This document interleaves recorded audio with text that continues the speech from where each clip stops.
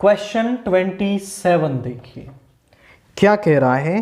Prove that √5 is an irrational number. हमें ये prove करना है कि जो √5 है वो हमारा एक इर्रेशनल नंबर होता है। तो इसको हम कैसे प्रूव करते हैं? इसको हम मेथड ऑफ कॉन्ट्राडिक्शन से प्रूव करेंगे। आप पूछे सर मेथड ऑफ कॉन्ट्राडिक्शन क्या है? तो मेथड ऑफ कॉन्ट्राडिक्शन ये होता है कि अगर मुझे इसे इर्रेशनल प्रूव करना है तो मैं ये मान लूंगा कि ये रैशनल है और फिर रैशनल वाली कंडीशन लगा करके हम अंदर से कोई ऐसा रिजल्ट निकालेंगे कि जो गलत होगा और फिर हम ये बोलेंगे कि ये अंदर से जो गलत रिजल्ट आ रहा है ये इस वजह से आ रहा है जो हमने गलत माना है, हमारे रॉन्ग अजम्पशन की वजह से ये अंदर से कॉन्ट्राडिक्शन बन रहा है और फिर हम ये बोलते हैं कि हमारा मानना गलत है और ये रैशनल होगा। This is method of contradiction. तो हम ये मान लेते हैं let √5 is rational. I repeat, irrational prove करना है, हम मान रहे हैं लेट √5 इज रैशनल। अगर √5 रैशनल है सो √5 को हम ऐसा लिख सकते हैं दैट इज a/b की फॉर्म में, a/b की फॉर्म में where a and b are integer and coprime. ये इंटीजर भी हैं हमारे और कोप्राइम भी हैं। कोप्राइम मतलब ऐसे नंबर्स जिनका कोई कॉमन फैक्टर नहीं होता है, मतलब उनका अगर आप HCF निकालोगी तो वो 1 आएगा। अब इस b को इधर ले जाओ तो विच इंप्लाइज a को हम लिख सकते हैं √5b स्क्वेयरिंग बोथ साइड।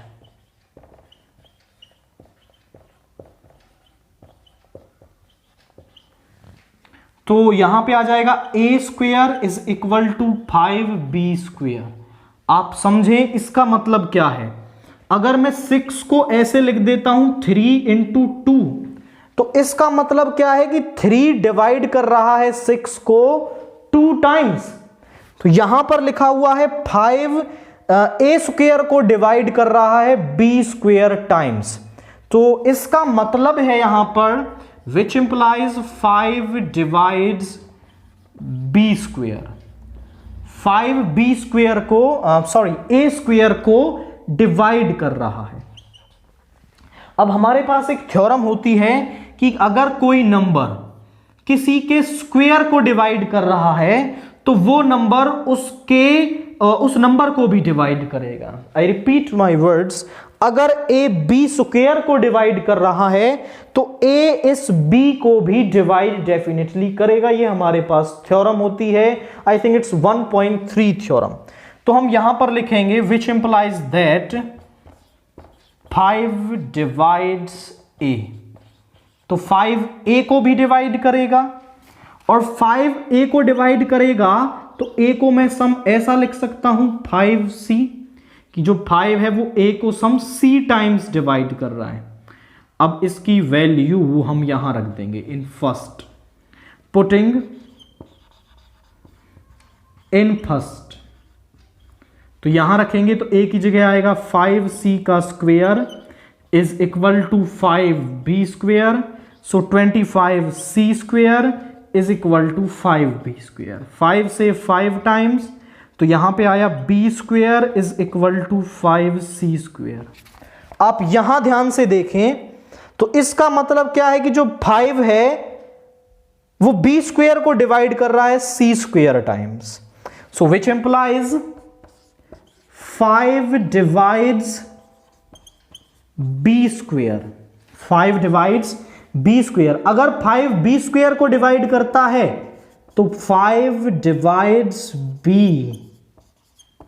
अब आप देखो कि 5 a को भी डिवाइड करता है, 5 b को भी डिवाइड करता है। मतलब 5 क्या हो गया? दोनों का एक कॉमन फैक्टर हो गया। दोनों को डिवाइड करने का मतलब जैसे 6 और 3 नंबर है या फिर 6 और 9 है। अब 6 और 9 3 जो है वो दोनों को डिवाइड करता है, तो ये दोनों ऐसे नंबर नहीं है जो को प्राइम हो, क्योंकि इनका एक कॉमन फैक्टर आ रहा है और हमने जो ए और बी माने हैं वो को प्राइम माने हैं, बट उनका एक फैक्टर आ रहा है। So this is a contradiction to our assumption. So हम बोलेंगे यहां पर विच, सो 5 is a common factor of A and B.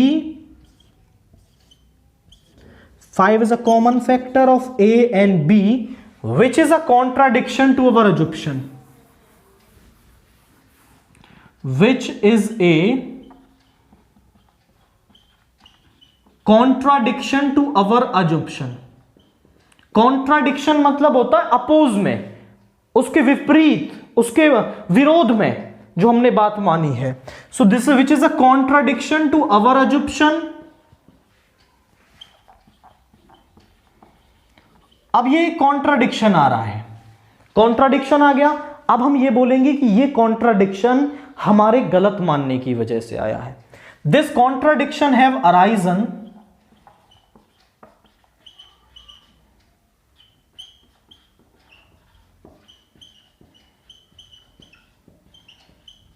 due to our wrong assumption.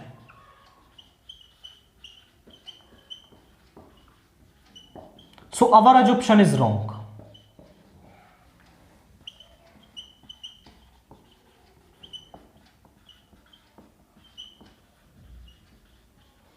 So अगर हमारा मानना गलत है तो √5 इज इर्रेशनल। अगर √5 रैशनल नहीं होगा इर्रेशनल होगा, हेंस द रिजल्ट। तो इस तरीके से हम प्रूव कर सकते हैं। अब जैसे मैंने √5 को किया है ऐसे ही √2 कर सकते हो, √3 कर सकते हो, √7 कर सकते हो, √11 कर सकते हो, √13 कर सकते हो। रूट के अंदर कोई भी प्राइम नंबर सभी को ऐसे ही इर्रेशनल प्रूव किया जाएगा। बस चेंज क्या आएगा, जहां 5 है वहां 3 आएगा, 7 आएगा, 11 आएगा, 13 आएगा, एंड सिंपली आप क्वेश्चन को कर पाएंगे।